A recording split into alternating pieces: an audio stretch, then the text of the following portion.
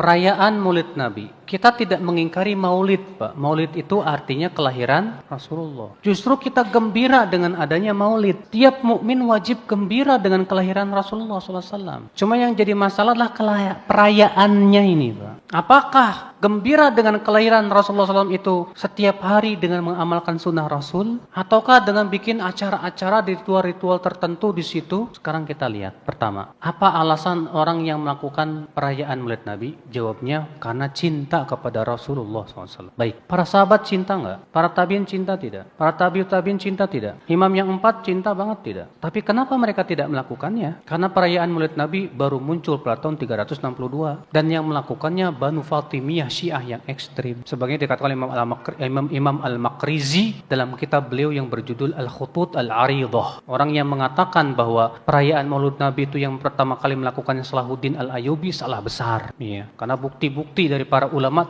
telah jelas menunjukkan bahwa itu baru muncul pada zaman Banu Fatimiyah, Syiah yang ekstrim. Oke, taib. Apakah Nabi SAW menganjurkan umatnya untuk merayakan kelahirannya? Tidak. Apakah para sahabat, para tabi'in tidak lebih tahu tentang kebaikan masalah itu? Tidak. Apakah para tabi'in, para imam yang 4, Imam Syafi'i, Imam Ahmad, Imam Malik, Imam Abu Hanifah juga tidak faham masalah itu? Pak, ini permasalahan nih, Pak. Kenapa mereka tidak lakukan? Padahal, pertama, mereka mampu melakukan. Pendorongnya ada, yaitu cinta. Tapi kenapa mereka tidak lakukan, Pak? Adapun riwayat-riwayat yang disebutkan, siapa yang mengagungkan maulidku, maka ia dapat syafaatku. Itu hadisnya palsu, Pak. Riwayat-riwayat semua itu palsu. Maka dari itulah, Pak, kalau saya memandang bahwa perayaan seperti ini, ya, termasuk bab khilafiyah, bukan ijtihadiyah. Saya memandangnya begitu. Khilafiyah, betul khilafiyahnya. Tapi ijtihadiyahnya, saya tidak memandang itu termasuk ijtihad yang diperbolehkan. Kenapa? Karena sama sekali ternyata sahabat, tabi'ut tabi'in, imam yang 4 pun tidak merayakannya sama sekali. Padahal mereka lebih semangat kepada kebaikan. Mereka lebih mencintai Rasulullah SAW. Taib, gimana kalau kita rayakan setiap hari? Dengan cara mengkaji sunnah-sunnah Rasul, menghidupkan dalam kehidupan sehari-hari. Apa itu tidak bisa disebut merayakan juga? Kalau makna merayakan itu artinya bergembira dengan kelahiran Rasulullah SAW. Mana yang lebih besar, Pak? Merayakan dengan cara kita gembira mengkaji sunnah-sunnah Rasul dan menghidupkan dalam kehidupan sehari-hari. Kita gembira melaksanakan perintah Rasul, gembira meninggalkan larangan Rasul, atau cuma setahun sekali, setelah itu hilang lagi. Jangan Anda kira kita yang tidak mau ikut-ikutan merayakan tidak cinta Rasul. Cinta itu bukan hanya sebatas di lisan, tapi cinta itu akan terlihat dalam praktek dan amalan. Allah mengatakan dalam surat Ali Imran ayat 31, "Qul in kuntum tuhibbunallah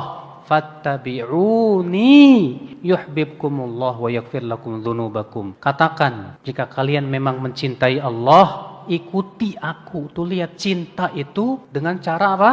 Ngikuti ya. Dan kemarin, Pak, sudah kita bahas secara tuntas masalah bid'ah. Saya tidak ingin mengulangi di sini. Jadi tolong dirujuk aja ceramah saya di sini di The Stranger ini, pembahasan saya tentang masalah bid'ah. Apa itu bid'ah? Apakah sesuatu yang Rasulullah tidak lakukan itu bid'ah? Itu ada perinciannya. Ternyata tidak setiap yang Rasulullah tidak lakukan itu disebut apa? Bid'ah. Ada perinciannya sudah saya sebutkan, sudah saya jelaskan. Jadi mohon antum rujuk aja ya kajian saya yang kemarin itu. Ada di YouTube ya, yang pakai baju ungu.